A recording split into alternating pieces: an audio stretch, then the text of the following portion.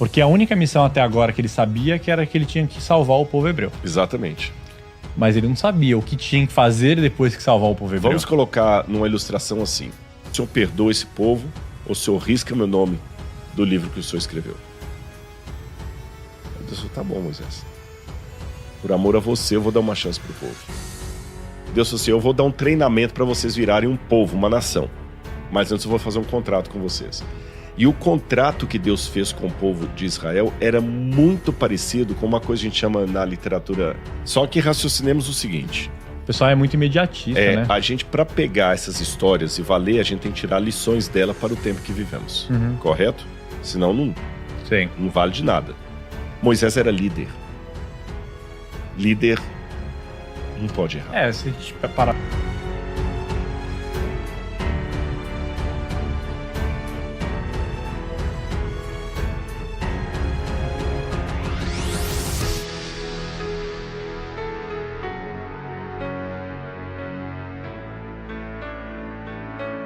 Vem uma coisa que eu tenho uma dúvida muito grande.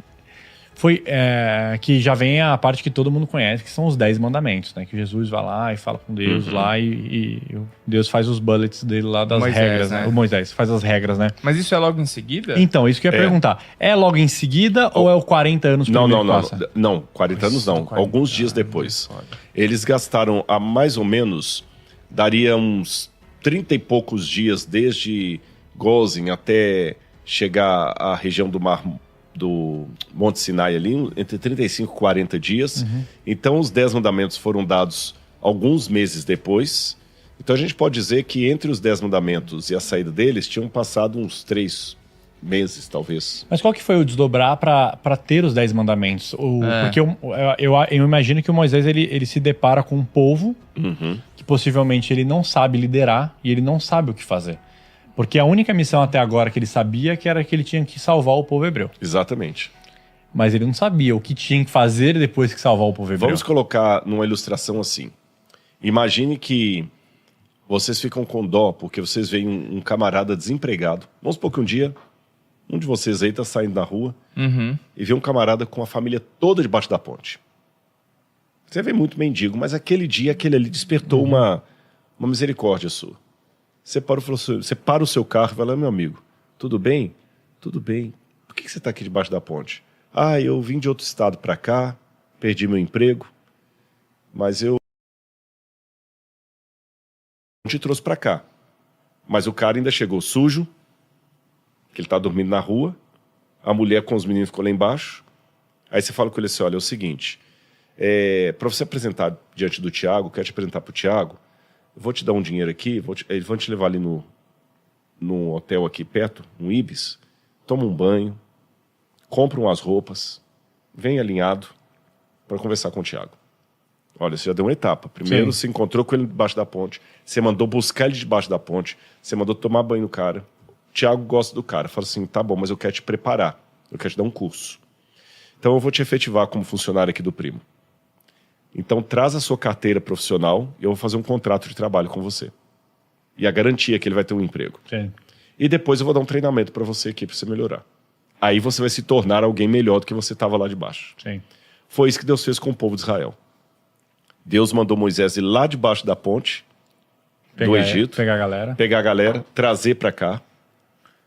Deu um banho no povo de civilidade. Aí é a hora agora de assinar o contrato. Eu vou dar os mandamentos para você. Vou assinar a carteira profissional sua. Mas qual foi o despertar do Moisés para pegar esse mandamento? Tipo, Deus chamou ele lá de baixo? Deus chamou. E Deus chamou de uma maneira muito interessante. Por isso que eu fiz esse paralelo. Eu vou te dar o treinamento, mas vou te antes fazer um contrato com você. Deus falou assim, eu vou dar um treinamento para vocês virarem um povo, uma nação. Mas antes eu vou fazer um contrato com vocês. E o contrato que Deus fez com o povo de Israel era muito parecido com uma coisa que a gente chama na literatura, na legislatura do Antigo Oriente Médio, que é o contrato de sucerania ou vassalagem. O que é vassalagem? Quando você tem um rei poderoso e outro rei menor, esse aqui faz um contrato com esse rei menor, porque ele salvou esse rei em situação de guerra. Então eles fazem uma aliança. Ele se torna agora um reino unido. E nesse contrato, a gente tem vários exemplos de contratos assim encontrados no Oriente Médio. Esses contratos tinham um modelo. O primeiro modelo é o seguinte: o rei superior se apresentava. Eu sou o rei fulano de tal, que durante a época da escassez dei comida para você, que durante a guerra protegi você. Em virtude do que eu fiz do que eu sou e do que eu fiz por você, essas são as cláusulas do nosso contrato, da nossa aliança. Primeira, segunda, terceira, quarta, quinta, sexta. Depois que davam essas cláusulas, ele falava: pois bem, agora nós vamos fazer uma refeição juntos e vamos fazer um sacrifício para celebrar esse acordo. Era assim que assinava o contrato Assim que assinava o contrato na época. Então o que Deus fala? Moisés, sobe aqui no Sinai. Vou fazer um contrato com o povo. Eu vou cuidar deles. Rei superior, né? Vassalagem. Eu vou cuidar deles. E pode olhar que os 10 mandamentos estão no mesmo modelo de um contrato de vassalagem do Antigo Oriente. Lembra que eu falei que ele começa com o rei se apresentando e dizendo o que ele fez pelo povo? Assim começam os 10 mandamentos. Eu sou o Senhor teu Deus, que te tirei da terra do Egito, da terra da escravidão. Então ele fala quem ele é e o que ele fez pelo povo. Aí vem as cláusulas. Não terás outros deuses diante de mim, não farás para ti imagem de escultura, não tomarás o nome do Senhor teu Deus em vão, lembra-te do dia de sábado para o santificar, não matarás, não adulterarás, honra teu pai e tua mãe, não matarás, não adulterarás, não furtarás, não dirás falso testemunho, não cobiçarás. Mas esses mandamentos, eles têm relação com as 600 leis judaicas? 613 leis, né? Não, isso aí é uma sistematização posterior, na época de Maimônides, na Idade Média, que ele sistematizou as 613 leis do judaísmo. Entendi. Mas isso é rabínico, é pós-bíblico. Entendi. Tá ele bom. Pegou e deu uma aprofundada. Então Deus deu essa lei. Agora olha que interessante. Cumpram essa lei. E depois que Deus deu a lei, Deus justamente chama o pessoal para fazer um acordo e subir com ele no Sinai. Aqui que tem um negócio interessante. O povo ficou com medo. Quando Moisés desceu, o povo falou assim: Moisés, pede a Deus para ficar quieto. Fala você agora no lugar de Deus. Deus falou com o povo e o povo não quis. Não quis. E Deus convida o povo, isso aqui está em Êxodo capítulo 25, Deus convida o povo para subir até o santuário, até o ponto alto do monte, e tá com ele, fala assim: fala com o povo para subir. O povo ficou com medo. Mas por que o povo ficou com medo de falar com Deus? Porque Deus aparecia no Sinai de uma maneira esplendorosa, o monte pegando fogo, aquela coisa toda, e Deus deu várias ordens para o povo: olha, se santifiquem. Então no primeiro dia vocês não cheguem perto do monte, senão vocês vão morrer. Fica a uma distância X. Depois fica a uma distância Y. Não aproxima ainda não. Ainda não. Venham. Vocês não estão prontos ainda. Depois pega alguns anciãos do povo. Moisés, sobe você com os anciãos e façam refeição comigo para celebrar o acordo. Originalmente, era para todos subirem ao monte. Em outras palavras, todo o povo ia contemplar a glória de Deus. Mas o povo não aceitou fazer isso.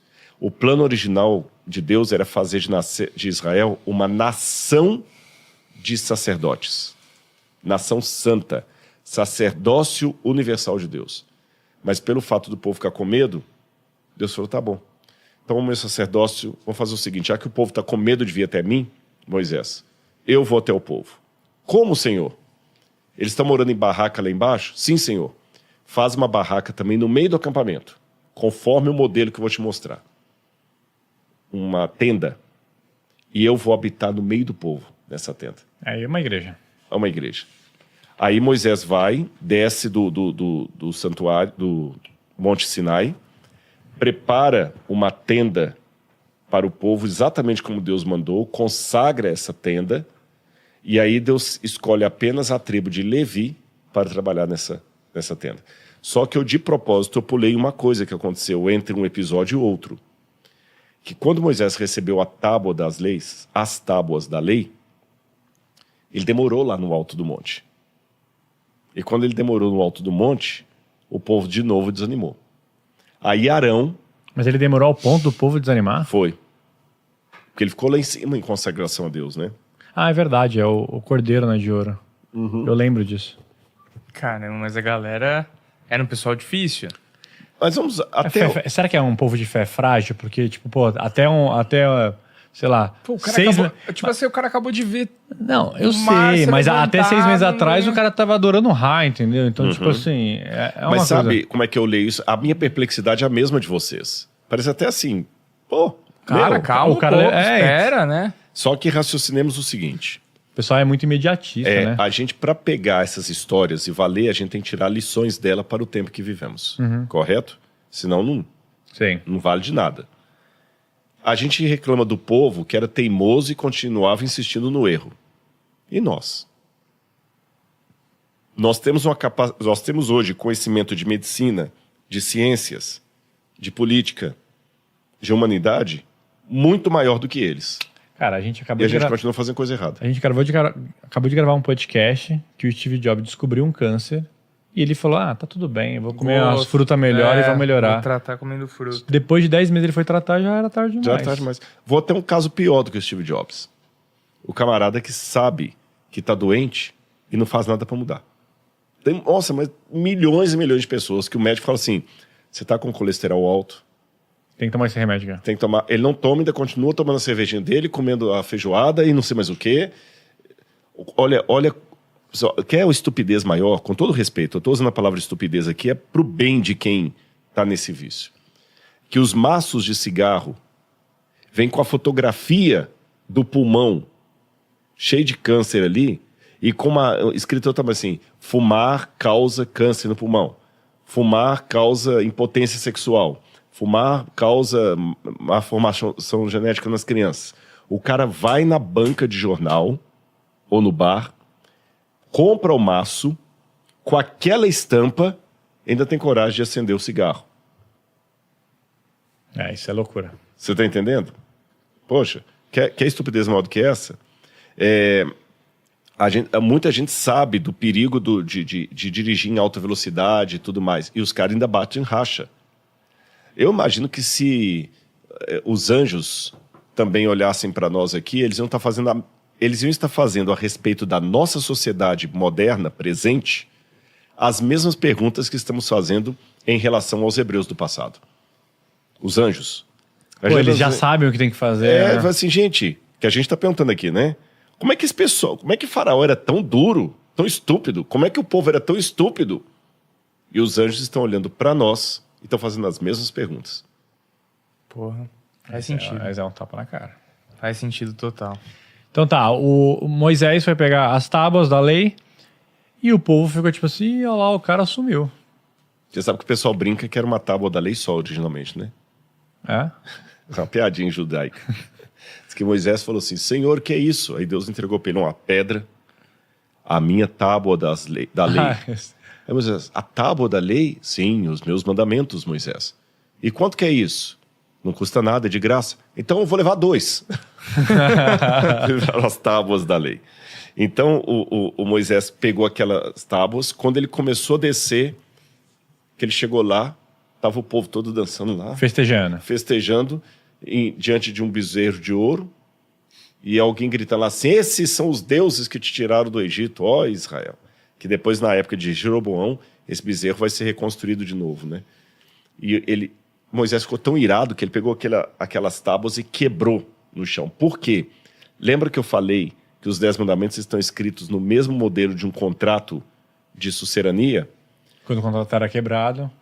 Quer dizer, vocês quebraram a aliança. É a mesma coisa do exemplo que eu dei do cara que você pega debaixo da ponte, traz aqui, tá tudo bonitinho. Você tirou ele debaixo da ponte, pagou o hotel para ele tomar um banho, deu uma refeição para ele, penteou o cabelo dele, imprimiu o currículo dele. Aí o Thiago gosta dele. Quando o Thiago vai preparar o documento aí para efetivá-lo como empregado, ele rouba aqui na empresa. Aí você rasga o contrato na frente dele. Você rasga na frente dele. Desculpa, o que você está fazendo? Você rasga na frente dele. Toma sua carteira de volta. Desculpa aqui, ó. Era o seu contrato, ia assinar agora. Tchau. Foi o que Moisés fez. A ira dele foi muito grande. Mas Deus ainda teve misericórdia do povo. Moisés pediu. Moisés intercedeu várias vezes pelo povo. Tem uma coisa interessante na cultura egípcia, que o nome, você fala nome Ren em egípcio, era uma coisa tão séria, o nome tão séria, que quando você matava uma pessoa, você expressava isso com a frase: eu apaguei o nome de fulano e não menciono mais. Apagar o nome de uma pessoa era dar-lhe morte eterna. Moisés, um dia que ele falou: Senhor, perdoa esse povo. Deus virou para ele e falou assim: Moisés, desiste desse povo. Vem comigo que você é fiel, eu vou fazer um outro povo hebreu só de você. Aí ele falou assim: não, Senhor, não aceito. Ou o Senhor perdoa esse povo, ou o Senhor risca meu nome do livro que o Senhor escreveu. Aí Deus falou: tá bom, Moisés. Por amor a você, eu vou dar uma chance para o povo. E Moisés ficou duelando com essa situação durante 40 anos no deserto. Mas por que eles ficaram tanto tempo? Não tinha um... assim, sei lá... Cara, não tinha um destino? Assim, mas eu entendi o que o Rodrigo cruzamos tá dizendo. o mar e a gente... Mas acho que é muito menos quanto, tipo assim, aonde eu vou chegar e muito mais pela negociação de Moisés com Deus. Porque provavelmente foi uma batalha de discussão, de perdão, que não foi tipo um pedido de desculpa simples. Tipo, Deus, me desculpe pelo meu povo ter feito uma imagem para adorar, entendeu? Deve ter sido, tipo assim, sabe, tipo... teve que reconquistar Deus para Deus dar uma direção. Eu acho que foi uma coisa assim. E tem uma coisa também. Por causa dos pecados do povo, que o povo continuava insistindo em pecar, em transgredir a lei, em quebrar a aliança. Então Deus falou com Moisés: Moisés, basta. Eu não vou destruir o povo, porque você me pediu. Mas nenhum desses vai entrar na terra prometida. Nenhum desses. Ele colocou uma cláusula. Colocou a cláusula nas incredulidades do povo. Porque teve momentos que o povo chegou quase perto, por exemplo. Essa vez que Deus falou assim: não vai entrar ninguém naquela terra, o Caleb e o Josué chegaram aí na fronteira da terra prometida. Eles estavam com outros espiões. Aí alguns voltaram com um relatório bom. Falaram assim: olha, a terra é boa, é maravilhosa, tem um fruto muito bom, não sei o que e tal, mas há gigantes lá. Aí outros: não, se tem gigante, vão voltar para trás, vão voltar para o Egito, Os únicos que falaram assim: não, vamos conquistar a terra em nome do Senhor, foram Josué e Caleb. Aí Deus falou assim: tá bem, já que é assim que vocês querem, então só Josué e Caleb vão entrar na terra prometida, vocês não vão. Volta para trás então. Vocês vão então morrer no meio do deserto. E assim, aquele povo que saiu do Egito, morreu no deserto, e os filhos deles é que tiveram a oportunidade de entrar no Egito, na Terra Prometida. Sabe aquele negócio que alguns falam assim: olha, tem que eliminar uma geração inteira para correr. Sabe quando a pessoa fala, essa geração está perdida? Sim. Tem que eliminar toda essa geração e começar uma nova? Foi o que Deus fez. 40 anos. Para dar tempo de morrer todos aqueles ali e nascer uma nova geração que não tinha experimentado o Egito. Porque aquela ali ainda estava com a cabeça de escravo demais. Toda hora os caras ficavam lembrando do Egito, toda hora... Toda hora pedindo para voltar. Ah, você tirou... Eles reclamaram que Deus não tinha dado comida, Deus deu carne para eles, reclamaram depois do sol, reclamaram do frio, reclamaram do calor. Aparecia a nuvem lá protegendo, eles reclamavam. Aparecia o maná do céu, Deus fez cair pão do céu para eles. Eles reclamavam do gosto do pão, que estava muito fraquinho, não sei o que e tudo. O povo reclamava de tudo. Uau. E aí? Aí tem um momento fatídico também, que Moisés vai cometer um equívoco. Quando o povo, de novo, nas muitas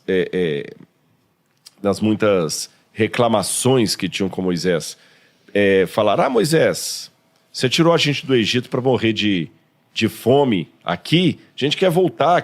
E Moisés então perdeu a paciência. Deu uma boa de uma xingada, pegou o cajado, Deus falou com ele assim: Moisés, fala à rocha que eu vou dar água para o povo. Fala à rocha. Só que Moisés pegou o cajado e bateu 2 vezes na rocha. Aí começou a sair água. Aí o povo bebeu feliz. E Moisés esqueceu por um pouco aquele momento ali. Deus tinha falado para Moisés na frente de todo mundo: Moisés, fala a rocha. E Moisés feriu a rocha. golpeou a rocha com o cajado.